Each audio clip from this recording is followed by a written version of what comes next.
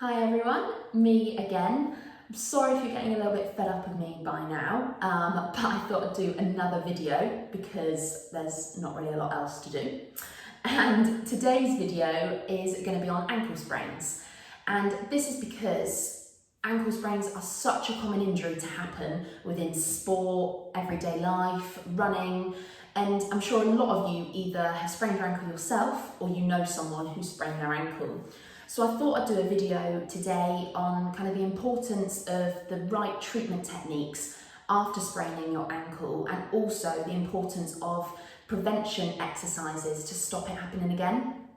Because interestingly, up to 40% of people who sprain their ankle can go on to develop chronic ankle instability.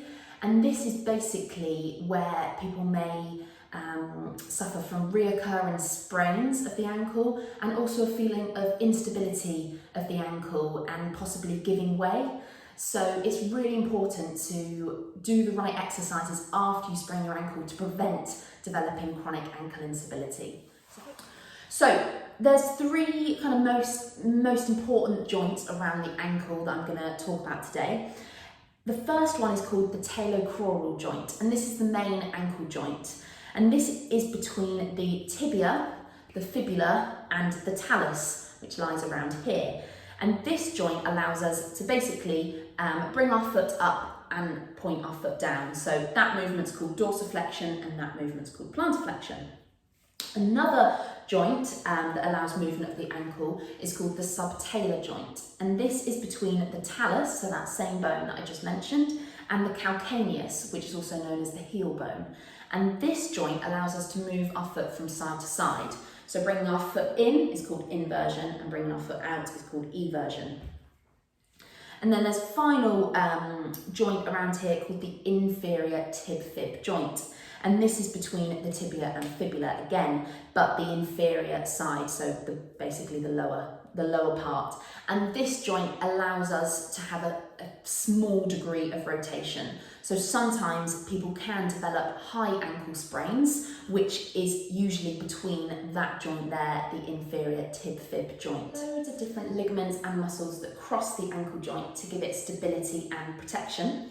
And the inside ligaments, also known as the deltoid ligaments, are a lot stronger than the outside ligaments. So this increases the risk for inversion type sprains, which is the most common type of ankle sprain.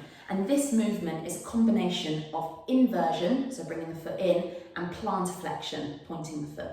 And this movement is going to damage that outside complex of the ankle. And the two most common ligaments to get damaged are the anterior talofibular ligament, which goes from the bony part of the ankle, also known as the lateral malleolus, to the talus.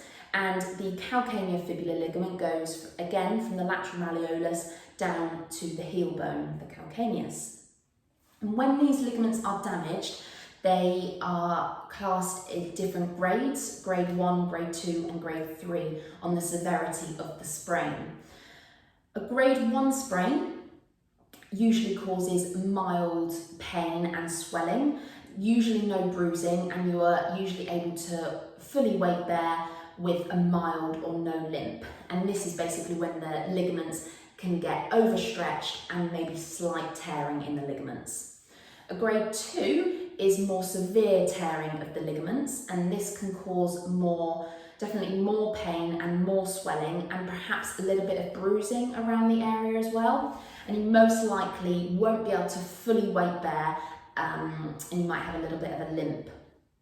Now, a grade 3 sprain is a complete rupture. So this is when the ligament completely tears, and you'll get a lot of swelling, a lot of pain and bruising around the ankle, and you'll be unlikely to fully weight bear without crutches or a lot of help. Now, if you sprain your ankle, or you know someone who has sprained their ankle, then try and follow the PLEACE acronym. So P stands for protection. So as soon as you have damaged your ankle, try and protect it to stop any more injury.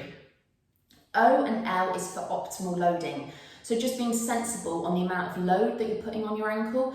So if you're struggling to walk around and it's very painful to put weight on it, then take some of the pressure off, use a crutch, use a walking stick to help. But also, if it is bearable, try and put a bit of load through it, because that will be good to still load the ankle, but just not too much. I is for ice. So applying ice after you have injured your ankle, I would say apply it for about 10 to 15 minutes, and then you can do it kind of 4 or 5 times a day. Compression is for, C is for compression. So putting something like a compression bandage around the ankle to again minimise the swelling, and E is for elevation. So raising the ankle above the heart to again decrease the swelling. Now, swelling is not necessarily a bad thing because it's the body's natural response to heal, but what we do want to do is decrease the amount of swelling so there's not too much building up around the area, because that was going to cause more pain. So the more swelling we can get down, the less pain you will have. I'm going to demonstrate a taping technique that you can use, and this is really good for providing a bit of support and stability on the ankle, especially after you have sprained it and it's maybe feeling a bit more vulnerable and weak. So I'm just using simple K-tape that you can buy from Amazon, and as I said in my last video, if you want to get the pre-tape spray, which will make it stay on a little bit better. You'll need 2 longer strips and 1 shorter strip. The longer strip, you're going to measure from the inside of your ankle, from that bony part, all the way around to the edge, to the outside of the ankle. Now, depending where the pain is on your leg, it might go further up, and it might have affected some of the perineal muscles on the outside of the leg, so you might want to put the tape further up. You're going to have 2 strips of that length, and then you want a smaller part from the inside of your ankle, just below the bony part, round the back of the heel to the side. So I'm going to attempt to put this on myself. So you want your longer part. Now, when you apply the tape, you want to make sure your foot is in a flexed and everted position. So basically bring your foot up and out, so then it's going to stop our foot wanting to go into that inward position. First bit of tape, take off the top bit so the bit of tape is showing.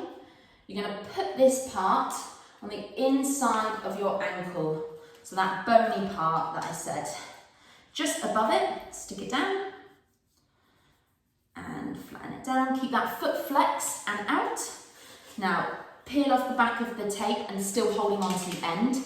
Pull the tape to 100%, then 50%, and then increase it a little bit more, so about 75% stretch of the tape. You're going to put it round the bottom of your heel, round the side, and now when you come up, you want to basically go over that bony part of the ankle, that lateral malleolus, and up the leg. So can you see on the side, I've gone over that bony part, up the top. And again, rub it down to make the tape stay. Next one, again, take off the edge, put down the tape on over the other tape, maybe slightly inwards a little bit,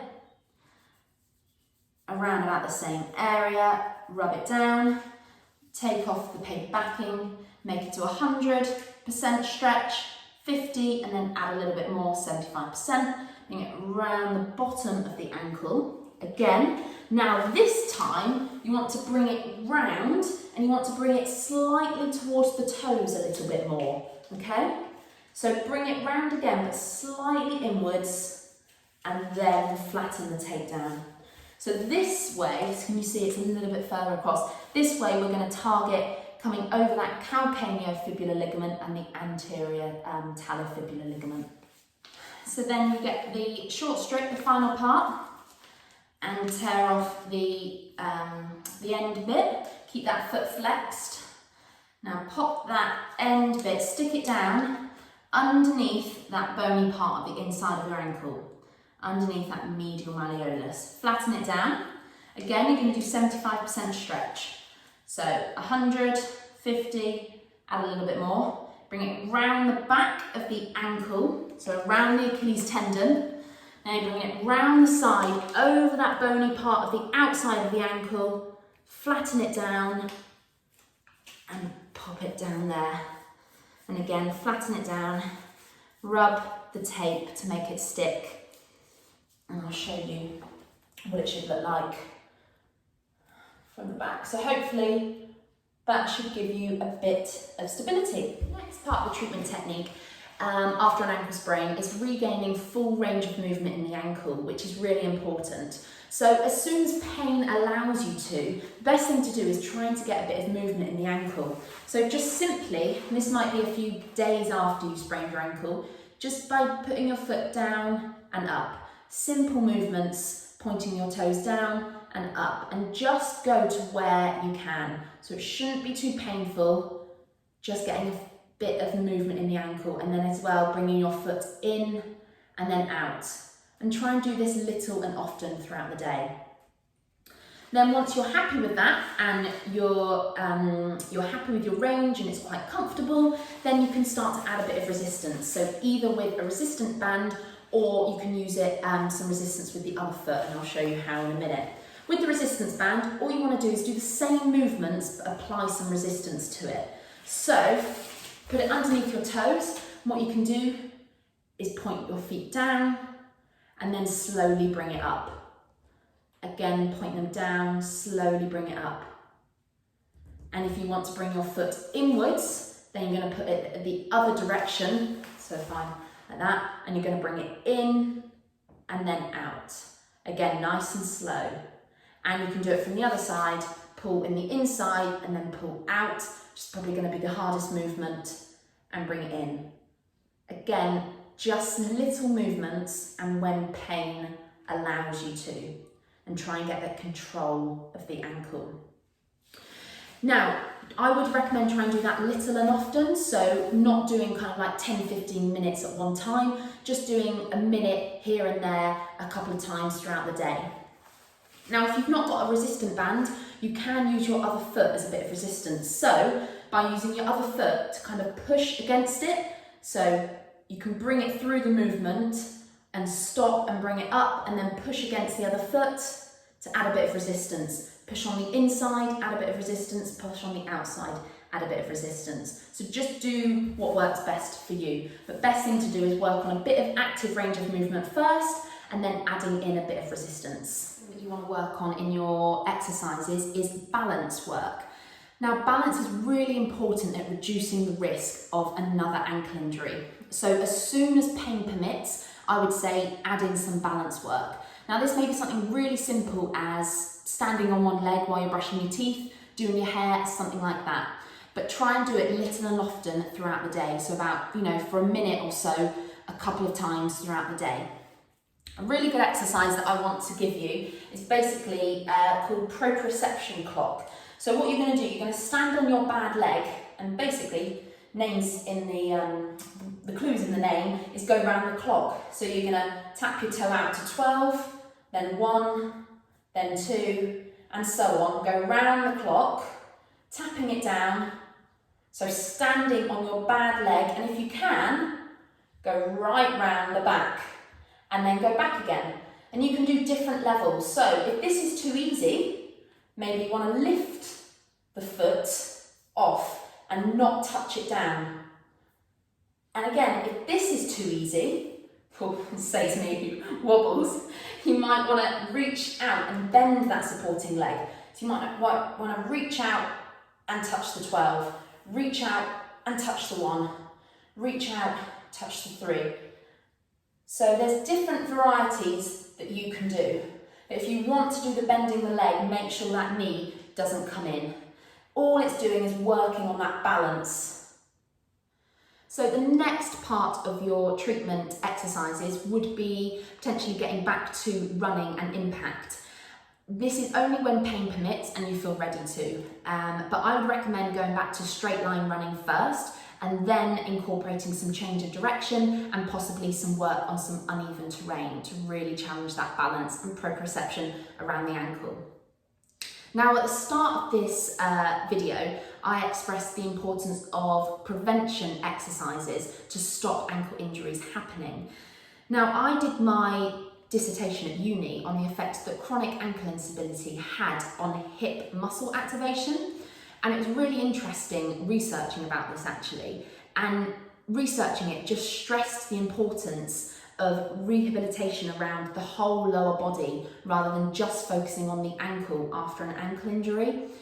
Because research has actually shown that people with chronic ankle instability have decreased muscle strength around the hip, and decreased muscle strength around the hip can actually increase the risk of poor balance.